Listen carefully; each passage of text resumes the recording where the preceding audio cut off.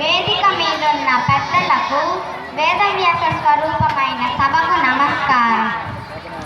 నాకు జన్మనిచ్చిన నా తల్లిదండ్రులకు విద్యాబుద్ధులు చెప్పి మీ ముందు మాట్లాడగలిగే స్తోమత నాకు కలుగజేసిన మా గురువులందరికీ నా నమస్కారాలు తెలియజేసుకుంటూ, ఈరోజు మన వేదవ్యాస స్కూల్ 25 సంవత్సరాలు పూర్తి చేసుకున్న సందర్భముగా మనం ఈ వార్షికోత్సవాన్ని జరుపుకుంటున్నాము. కాబట్టి ఈరోజు మీకు భగవద్గీత గురించి మరియు అబ్దుల్ కలాం గారి గురించి చెప్తాను. 5000 సంవత్సరాల క్రితం మతాలేవి ఆవిర్భవించని కాలములో ప్రపంచంలోనే అత్యధిక ప్రాంతం అజ్ఞానాంధకారంలో మునిగి ఉన్న సమయంలో శ్రీకృష్ణ పరమాత్మ అర్జునుడిని నిమిత్తంగా చేసుకొని దేశ కాల జాత్యాదులకు అతీతంగా ప్రపంచ మానవాళికి చేసిన జ్ఞానోపదేశమే భగవద్గీత. ఇప్పుడు ఆ భగవద్గీతలోని ఒక శ్లోకం చెప్తాను. మత్కర్మ కృన్మత్పరమో మద్భక్తస్తంగవర్జితః నిర్వైర సర్వభూతేషు యస్సమాం యేతి పాండవా. పాండవా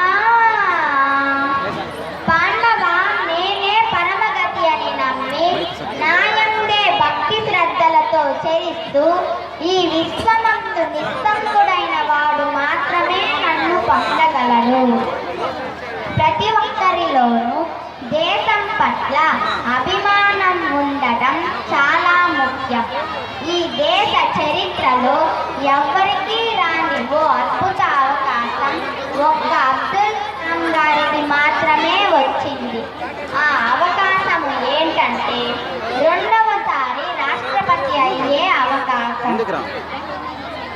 కానీ ఆయన ఆ అవకాశము కన్నా పిల్లలతో ఆడుకోవడమే ఇష్టమని ఆ అవకాశమును వద్దన్నాడు.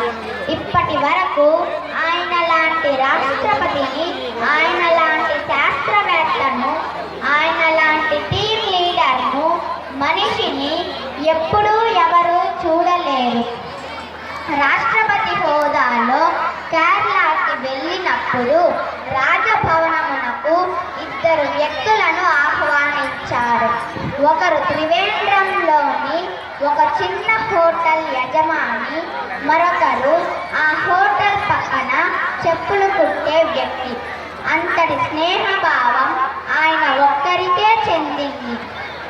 అబ్దుల్ కలాం గారి కలం నుంచి జాలువారిన ఎన్నో పుస్తకాలు దేశ ప్రజల గుండెలలో స్థాయిగా నిలిచిపోయాయి. తన జీవిత చరిత్రగా వచ్చిన వింగ్స్ ఆఫ్ ఫైర్ కోటి మంది జీవితాలకు విజేతలుగా నిలిచింది. వింగ్స్ ఆఫ్ ఫైర్ లోని ఒక చిన్న లైన్ చెప్తాను.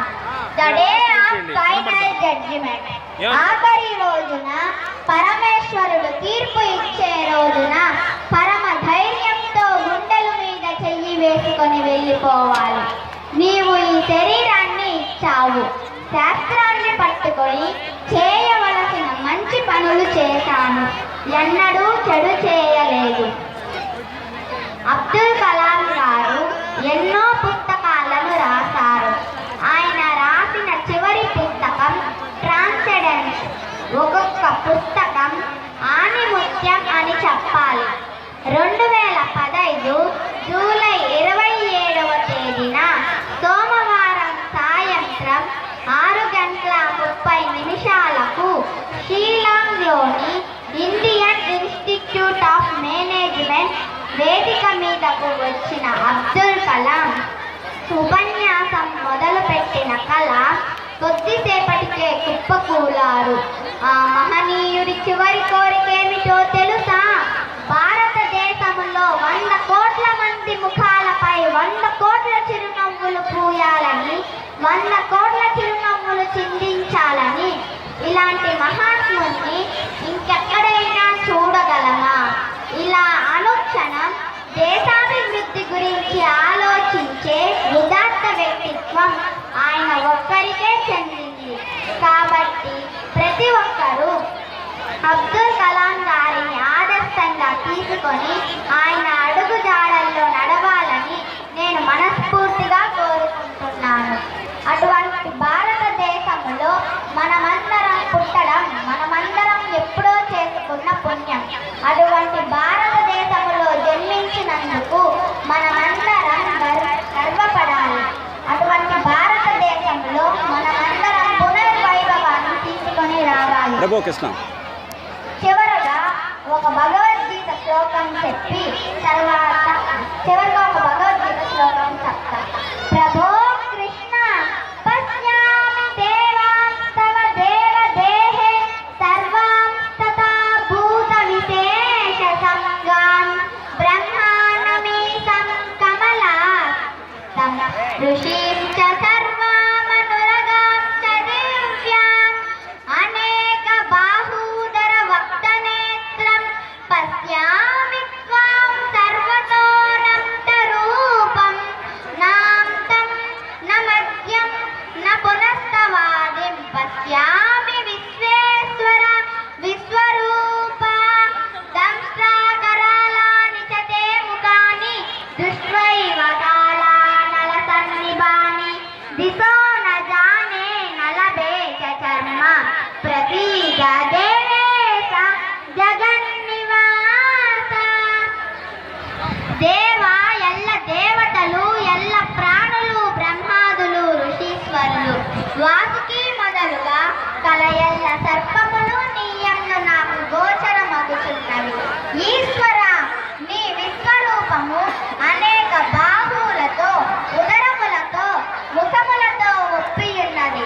ఈ ఆకారమునకు అత్యంత మధ్యమములను గుర్తింపజాలకున్నాను. కోరలచే భయంకరమైన ప్రళయాగ్నితో సమానమైన నీ ముఖములను చూచుట వలన నాకు దిక్కులు తెలియకున్నవి. కాని ప్రభో నా యందు దయతలిచి నాకు ప్రసన్నుడౌగమ్ము. కృష్ణ ప్రసన్నుడౌగమ్ము. నాకు ఈ అవకాశం ఇచ్చిన కరస్పాండెంట్ అయినటువంటి బాల సరస్వతి మేడం గారికి మరియు మంజుల మేడం గారికి నా శిరస్సు వంచి నమస్కరిస్తున్నాను.